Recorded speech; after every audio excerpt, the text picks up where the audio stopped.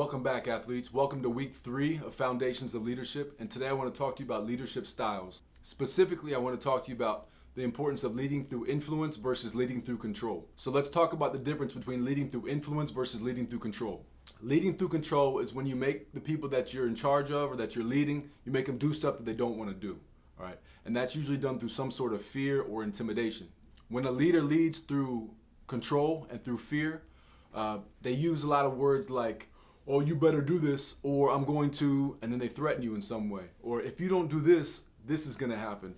Or they puff their chest out real big and they try to look at you mean and try to get you to do things like that. That's a lot of times how that works. And you recognize it when you see it. I can't describe every instance of how it happens, but you know when somebody's trying to control you. You can feel it. Another example of when leaders try to control you, they'll just flat out tell you, you got to do this because I'm in charge and I said so. And there are certain times in life when that kind of leadership is needed, when you just have to bark out commands and tell people what to do. That stuff happens, but it's not all that common. You know, examples of that might be like in the military when you're in the middle of war, or you're in a life or death situation, or when you're in a game and time's running out on the clock, your team is down, there's no timeouts left, so your coach can't call and draw up a play, so somebody's got to take charge. In those kinds of instances, yeah, you have to just tell people what to do and take control of what's happening right now in the situation. Those things happen. But that's not the norm. Those aren't the typical circumstances that you're going to lead under 95% of the time. Leading through influence is when you're presenting new ideas or a certain way of doing something or certain habits to get into, and they decide to join in them with you because they see the benefit. This is by far the better way to lead. It's less stressful for everybody involved, and in the long run, it's going to make your job easier because as you lead through influence, you're inviting these people to join in, and they're joining in willingly, and they're taking on these new habits and these new ways of thinking and these new standards to hold themselves to. And so they actually begin leading themselves. And then once they lead themselves, they start to influence others the same way that you've influenced them. And so with just the same amount of effort, you're now leading a larger and larger and larger group of people. If you try to lead by controlling people and make them do just what you want them to do because you said so, you're making your job really hard on yourself, and it's never going to get any easier because you're going to have to put out a lot more time, a lot more energy, a lot more effort, emotionally and physically, to get control of these people, to try to intimidate them, to get them to do what you want them to do, or to try to outsmart them. Control only works when those people see you as more powerful than them. And it's not going to take long for your teammates to figure out, or for the people underneath you to figure out that, oh, wait a minute, there's multiples of us and there's only one of him. They're going to figure out a way to overpower you or outsmart you. And besides all of these reasons of it just being difficult, leading through fear and control is just flat out wrong.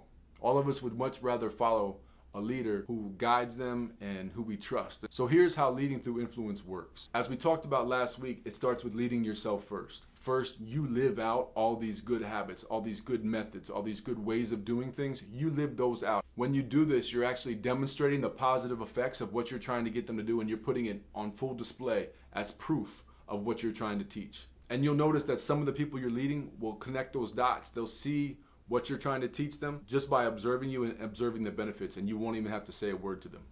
But for some of the people you lead, you are going to have to point it out, and you are going to have to speak and instruct them. And that's all right, because everybody's different. We all learn different ways, and part of being a leader is adapting to the different ways that the people you're leading understand and process information. So for some of these people, you're going to have to explain to them, look, if you've noticed, I've been doing things this way. I've been showing up early, I've been preparing, I've been making sure that I left all the stuff that was going on in my life outside of practice, so when I come in here, I'm completely focused and I'm giving it my 100%. And these are the results. You can show them the good thing that's been happening. You'll have to point it out to them. If you've actually been living out and leading yourself first, it's going to give a lot more credibility to the things that you do say when you have to speak. And then, so what you can do is you can point out the way that you've been doing things, like we said, and showing them the results, and then asking them what they think about it. You know, ask them if they see the correlation between being early, being prepared, all of the positive leadership qualities that you've been putting on display, if they've seen the benefit of it. And then you ask them, well, what conclusions do you come to from that? The key is to invite them, to bring them into it, so that they are choosing to do things your way. You're not making them, but what you're doing is you're actually laying out a case for how you do things based upon the results. Because if you do the right thing all the time, you're going to get good results. And then so people that are open-minded and that really have the best in mind for the team and for themselves, they're going to see the positive results that come from doing things the right way. And they're going to choose to join in, and you won't ever have to control them.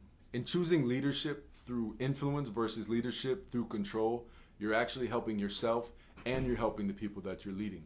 If you choose to lead through control, you turn these people that you're supposed to be helping into robots, mindless robots, or slavery-minded people that just do what they're told and don't ever learn to think for themselves. But if you lead through influence, you're helping them develop the ability to think critically, to look at the outcome of something and then look at the cause of it and see the correlation. And then they'll be able to learn and identify for themselves and decide for themselves, what positive actions do I need to take? What certain things do I need to start doing?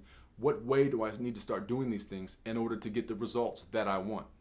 And they begin to lead themselves. And they also begin to see how certain things that they may have been doing, or how certain things that others have been doing, or the way that they've been doing, don't help. And they bring about the results that they don't want. So then again, they start cutting off these certain behaviors or these certain, outlooks from their life, from their thought process, and they begin to eliminate those, once again setting themselves up for even better success. And one of the greatest results of leading through influence versus leading through control is because you begin to honor the people that you're leading, and they'll feel it, they'll see it, and in turn they'll honor you more, and they'll respect you more, and they'll respect each other because they'll treat people the way that you've been treating them. When you give people the option, when you invite them in through influence and it becomes their decision to join into doing things the right way, it shows that you trust them. It shows that you think that they have the best of intentions. It shows that you think that they're smart people capable of making good decisions. And also what you're doing through leading through influence is you're teaching them to be good leaders as well. And you're setting them up to be good leaders, maybe when you're not around or just in their life moving forward. If you lead well through influence and not control, the people around you are going to begin to trust you. They're going to realize that you're not just some kind of jerk that likes to be in control, that wants to just bark out commands and make everybody else do the dirty work or things that you don't want to do. They're going to see that you have their best interest at heart. So if you lead through influence versus control, in the long run, you're actually going to make your job a whole lot easier. Because what happens is you invite these people in to do things the correct way. They now see that it's the correct way. They see the benefit of doing it the correct way. And without needing to be watched over or told what to do, they begin to start doing these things the right way.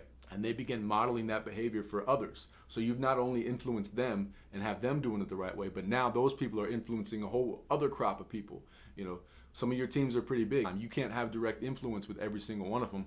But if you have a handful of people that you've taught to do things the right way, and each one of them has a handful of people that they're teaching to do the right way, your reach and your influence is huge, but your effort is the same. So like we said earlier in this video, there are going to be some occasions where you have to take control. It's going to be a do or die situation where you just have to tell people what to do and they're going to have to listen. They're pretty few and far between, but they're going to happen. If you've been leading through influence, where you've developed trust in the people that you're leading and they've developed trust in you, you'll find that in those moments when the clock's winding down and somebody has to take control and you're the leader and you take control, that people are going to trust you and that these situations are going to go a lot more smoothly because people trust your heart and they trust the decisions that you make. So leading through influence versus leading through control, I think in your heart you know that this is the right way. Because if you really look back at yourself and look into yourself and think about the leaders that you've had in your life, who did you enjoy following? It's the people that honored you. It's the people that put time and effort and trust into you and into your abilities. And that's what leading through influence is all about. It's all about honoring people, developing them into becoming great leaders as well. So I hope that you take this and you go out there in your summer practices and you go out there into leading into your seasons, as this summer's gonna fly by. And you guys really look to lead the people on your team through influence. You look to lead the people at your job through influence. You even look to lead your families through influence, because that's really what's going to make lasting change and make your life better, their life better, and whatever team, family, or job you're a part of, it's going to make those experiences much greater for you. All right? See you guys next week.